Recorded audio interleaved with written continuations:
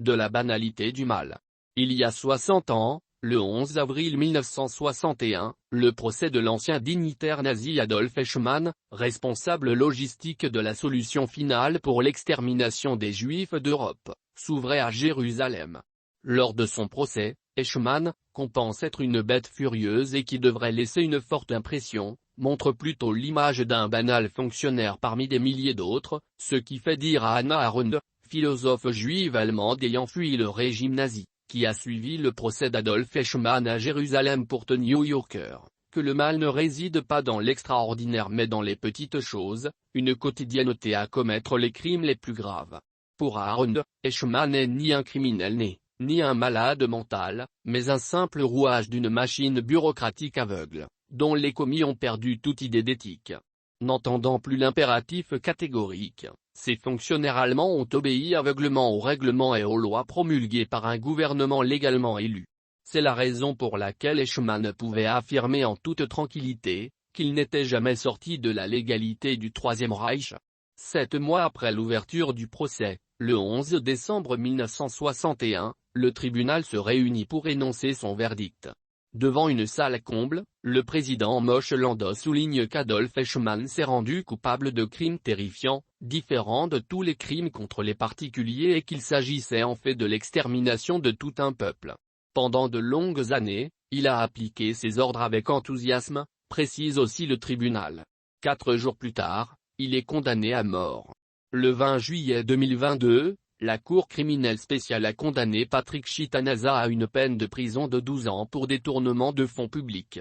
Au dernier jour de son procès qui n'a duré que 3 jours, j'ai été interpellé par ce propos tenu sur un forum WhatsApp par une personne qui avait croisé son chemin.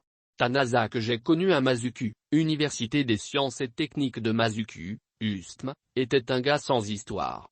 Comment donc un étudiant décrit à 19 ans comme un gars sans histoire est-il devenu à 38 ans ce criminel financier auquel la Cour criminelle spéciale attribue le détournement de plusieurs milliards de FECFA? La même question pourrait se poser pour Ikengoni, condamné à son tour à une peine de 8 ans de prison. Renaud Logo, Toon Yondo en bas, Grégory Lacruche, Brice Lacruche et toutes ces autres personnes impliquées dans l'opération Scorpion présentent à peu de choses près le même profil et conduisent à la même interrogation: comment en est-on arrivé là? Comment en sont-ils arrivés là? La banalité du mal, serait-on tenté de répondre. L'incapacité à entendre l'impératif catégorique.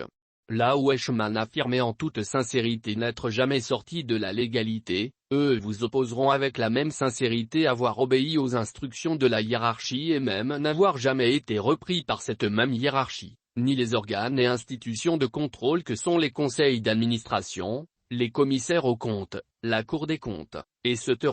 Et que dire des familles, des amis et des entourages? S'interrogeront-ils un jour? Au-delà des interrogations, s'indigneront-ils un jour de ce qui se passe sous leurs yeux? Comment comprendre que l'on reste sans rien dire lorsque votre fils, votre époux ou votre ami vous offre une voiture qui coûte plus de 100 millions de FECFA? Une maison de plusieurs centaines de millions de FECFA?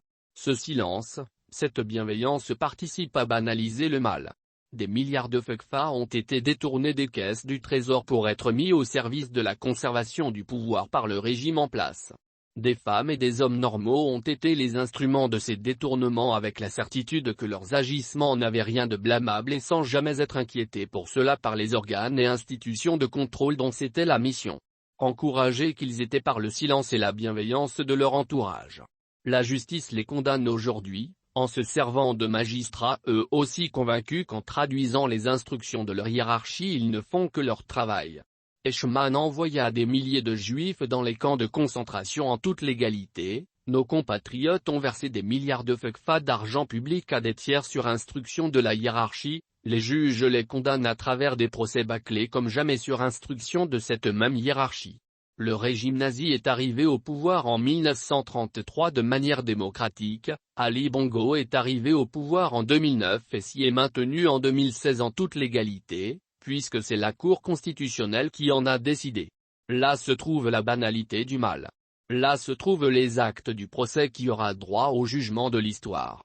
La vague de procès à laquelle nous assistons n'est autre que l'expression de la nature de ce régime qui ne pourra résister au jugement de l'histoire.